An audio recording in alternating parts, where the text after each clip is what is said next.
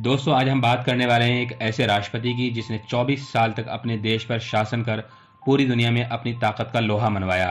भले ही उस पर युद्ध थोपकर उसके शासनकाल को खत्म कर दिया गया, लेकिन वो हमेशा इतिहास के पन्नों में अमर हो गया। चाहे वो ईरान से जंग हो या खाड़ी की जंग, उसने कभी भी हार नहीं मानी। 2003 में अमेरिका और उसके सहयोगी मुल्कों ने उस पर रासायनिक हथियार रखने का इल्जाम लगाकर उस पर हमला कर उसके शासनकाल को खत्म कर दिया। जी हां, हम बात करने वाले हैं इराक के राष्ट्रपति सद्दाम हुसैन की। दोस्तों, आपसे रिक्वेस्ट है कि वीडियो को लास्ट तक देखें। मैं मोहम्मद शोएब एक बार फिर खुशामदीद करता हूं आपका ट्रियो वर्ड्स नेटवर्क पर। दोस्तों, सद्दाम हुसैन को बड़े बड़े महल बनवाने के अलावा बड़ी बड़ी मस्जिदें बनाने का भी शौक था। इसी तरह की उन्होंने एक मस्जिद बगदाद में बनवाई थी जिसे अल मारिक नाम दिया गया था। इसे खास तौर पर 2001 में सद्दाम हुसैन की सालगिरह के लिए बनवाया गया था। खास बात यह है कि इसकी मीनारों को स्कड मिसाइल डिजाइन दिया गया था जिसे सद्दाम हुसैन ने खाड़ी जंग के दौरान इजराइल पर दगवाया था। ऑपरेशन डिजर्ट स्टॉर्म जो 43 दिन तक चला था, याद दिलाने के लिए इन मीनारों की ऊंचाई 43 मीटर रखी गई थी। सद्दाम हुसैन की जीवनी लिखने वाले कौन कफलिन लिखते हैं कि सद्दाम के द्वारा बनवाई गई एक मस्जिद में सद्दाम के खून से लिखा एक कुरान रखा हुआ है। उसके सभी 605 पन्नों को लोगों को दिखाने के लिए एक शीशे के केस में रखा गया है। कुरान को लिखने के लिए सद्दाम हुसैन ने 3 साल तक अपना 26 लीटर खून दिया था। सद्दाम हुसैन पर एक किताब द पॉलिटिक्स ऑफ रिवाइंड लिखने वाले सैयद अबू रिशी का मानना था कि सद्दाम को बड़ी बड़ी इमारतें और बड़ी बड़ी मस्जिदें बनवाने की वजह तिकरित में बिताया उनका बचपन था, जहां उनके लिए जूते खरीदने के लिए भी पैसे नहीं हुआ करते थे। दिलचस्प बात यह है कि सद्दाम हुसैन अपने जिस महल में भी सोते थे, उन्हें वहां कुछ ही घंटों की नींद लेनी होती थी। उन्हें तैरने का शौक था, इसलिए वो सुबह 3 बजे उठ जाया करते थे। इराक जैसा मुल्क पहले पानी, धन और ताकत का प्रतीक हुआ करता था और आज भी है। इसलिए सद्दाम हुसैन के सारे महलों में फव्वारों और स्विमिंग पूल की भरमार हुआ करती थी। कफलिन लिखते हैं कि सद्दाम को स्लिप डिस्क की बीमारी थी, इसलिए डॉक्टर्स के कहने पर वो खूब चला करते थे और तैराकी भी किया करते थे। इसलिए सद्दाम के सारे स्विमिंग पूल्स की बहुत बारीकी से जांच पड़ताल की जाती थी। उसके टेम्परेचर के साथ ये भी पड़ताल की जाती थी कि कहीं पानी में जहर तो नहीं मिलाया गया है। सद्दाम पर एक और किताब लिखने वाले अमाजिया बरम लिखते हैं कि सद्दाम के शासनकाल में उनके कई दुश्मनों को थैलियस के जहर से मार दिया गया था। इसलिए सद्दाम को इस बात का हमेशा डर रहता था कहीं वो भी इसी जहर का शिकार ना हो जाएं।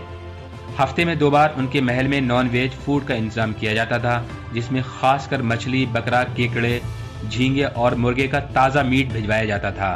भिजवाने से पहले परमाणु वैज्ञानिक इस बात की जांच किया करते थे कहीं इसमें रेडिएशन या जहर तो नहीं मिलाया गया है। इतिहासकारों के अनुसार सद्दाम के 20 महल थे, जिसमें सद्दाम के कुक्स के द्वारा सारे महलों में 3 बार का खाना बनाया जाता था, चाहे सद्दाम उसमें हो या ना हो। सद्दाम हुसैन हमेशा अच्छा दिखना चाहते थे, इसलिए उन्होंने अपनी सैनिक वर्दी छोड़कर सूट में ही रहना पसंद करते थे। ये सलाह उन्हें कोफी अन्नान ने दी थी, जो उस वक्त संयुक्त राष्ट्र के महासचिव थे। उनका मानना था कि आपकी छवि इसमें विश्व नेता के रूप में अच्छी रहेगी। खिजाब लगाने का उन्हें बहुत शौक था, जो हमेशा वो बालों में लगाया करते थे। लोगों के सामने लगाकर आने वाला चश्मा वो लगाकर कभी भी सामने नहीं आते थे। सद्दाम हुसैन स्पीच देते वक्त अपने सामने बड़े बड़े शब्द लिखवा लिया करते थे, जिसमें एक पन्ने पर 2 या 3 लाइनें ही हुआ करती थीं। सद्दाम हुसैन इस बात का बहुत ख्याल रखते थे कि चलते वक्त कुछ ही कदमों की उनकी फिल्म उतारी जाए। कौन कफलिन लिखते हैं कि सद्दाम हुसैन दिन में कई बार छोटी छोटी झपकियां ले लिया करते थे। कई बार मीटिंग के दौरान सद्दाम हुसैन बगल वाले कमरे में जाकर एक छोटी नींद लेकर तरोताजा होकर वापस आ जाया करते थे। सद्दाम हुसैन को खाली वक्त में टीवी पर समाचार देखने का शौक था। उनके मनपसंद चैनल CNN, अल जज़ीरा और BBC थे। सद्दाम हुसैन को अंग्रेजी फिल्म देखने का भी शौक था, जिसमें the day of the jackal उनकी मनपसंद फिल्म थी। मार्च 1982 में सद्दाम पर अपने ही एक आदमी का उन पर खून करने का आरोप लगा था। सद्दाम पर जीवनी लिखने वाले Coughlin Saddam the secret of life में लिखते हैं कि सरकार ने दावा किया health minister Riyadh Ibrahim Hussain को मारने की वजह उनका करप्शन में लिप्त होना था। दरअसल हुआ ये था कि उन्होंने सद्दाम को ये सलाह देने की जरूरत की थी कि वो कुछ वक्त के लिए उस वक्त उपराष्ट्रपति रहे अहमद हसन अल बकर को अपनी जगह राष्ट्रपति बना दें, ताकि ईरान इराक जंग रोकने के लिए बातचीत की जा सके। जब अहमद हसन अल बकर ने यह कहा तो सद्दाम ने ऊपरी तौर पर नाराज होने का कोई आभास नहीं दिया। उन्होंने मंत्रिमंडल की बैठक बर्खास्त कर और मंत्री को अपने बगल वाले कमरे में आने को कहा। कुछ वक्त बाद उसी कमरे से गोली चलने की आवाज आई और सद्दाम हुसैन वापस बैठक में आ गए। ऐसा लगा जैसे कुछ हुआ ही नहीं था। जब इराक मीडिया ने हेल्थ मिनिस्टर को मौत की सजा देने की खबर दी तो बताया गया कि उन्हें उन दवाओं के आयात करने के लिए सजा दी गई है जिन्हें खाने से कई इराकियों की मौत हो गई है। उन्हें गद्दार घोषित कर दिया गया। जब उनकी बीवी ने उनका शव सौंपे जाने की मांग की तो उसे कई टुकड़ों में काटकर उनके पास भेजा गया। 80 के दशक के मध्य में सद्दाम ने अपने विदेश मंत्री हमीद अल जुबारी को इसलिए बर्खास्त कर दिया था कि उन्होंने 2 बार मंत्री को फोन किया और उनकी तरफ से उन्हें कोई भी जवाब नहीं मिला था और वो देर से दफ्तर पहुंचे थे। सद्दाम ने फौरन उन्हें बर्खास्त कर दिया था कि वो एक प्रतिनिधि मंडल की अगुवाई करने के लिए बगदाद हवाई अड्डे गए हुए थे। ऐसे ही सद्दाम ने अपने सेना के वरिष्ठ अधिकारी लेफ्टिनेंट जनरल ओमन अल हसा को इसलिए मौत की सजा दे दी थी कि एक बार उन्होंने सद्दाम की किसी के सामने बुराई कर दी थी। यही नहीं, हसा के बेटे को भी मौत के घाट उतार दिया गया। उनके घर को बुलडोजर से तोड़ दिया गया था और उनके पूरे परिवार को सड़क पर फेंक दिया गया था।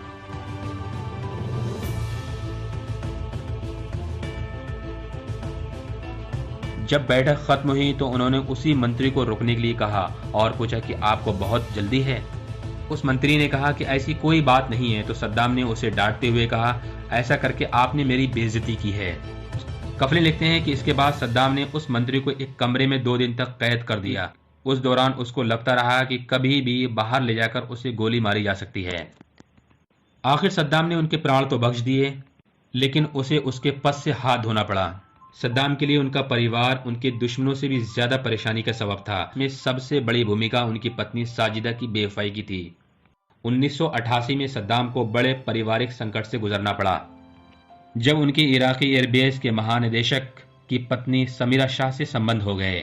समीरा हसीन थी, सुनहरे वालों के साथ उनकी अच्छी हाइट भी थी और सबसे बड़ी बात ये वो शादीशुदा थीं। इतिहासकार लिखते हैं कि सद्दाम को शादीशुदा औरतों में गहरी दिलचस्पी थी। यह उनके पतियों की जलील करने के लिए उनका अपना तरीका हुआ करता था। यह काम उनका बॉडीगार्ड कामिल हनन जेनजिन किया करता था। जेनजिन कई साल तक सद्दाम हुसैन का बॉडीगार्ड रहा।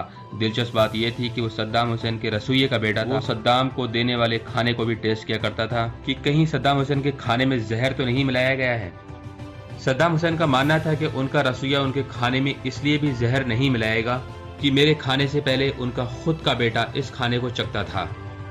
सद्दाम हुसैन जहां और जब भी जाते थे उससे पहले काले शीशे की डमी हथियार बंद गाड़ियों का काफिला अलग अलग दिशाओं में भेजा जाता था ताकि उनकी संभावित हथियारें उन्हें अपना निशाना बनाने की कोशिश करें। उसी तरह सद्दाम से मिलने वाले लोगों को भी बहुत ठोक बजाकर सद्दाम के सामने पेश किया जाता था। किसी को भी या उनके नजदीक लोगों को भी ये नहीं मालूम होता था कि सद्दाम किस स्थान पर हैं। सद्दाम को अपने ही मुल्क के डॉक्टर्स पर यकीन नहीं था, इसलिए वो विदेशी डॉक्टर्स की सलाह लिया करते थे। कई बार उनके डबल्स को भी समारोह में भाग लेते देखा गया था। कहा जाता है कि 1984 में उनके एक डबल को इसलिए गोली मार दी गई थी कि वो सद्दाम हुसैन हैं। दोस्तों, ये वीडियो हम यहीं ख़त्म करते हैं। वीडियो पसंद आने पर न सिर्फ इसको लाइक करें बल्कि अपने दोस्तों के साथ शेयर भी करें। हमारे हौसला अफजाई के लिए हमारे चैनल को आप सब्सक्राइब कर लें, प्रेस बेल आइकन ताकि हमारी हर वीडियो आप तक पहुंच सके। हमें इजाज़त दीजिए, हम लौटेंगे एक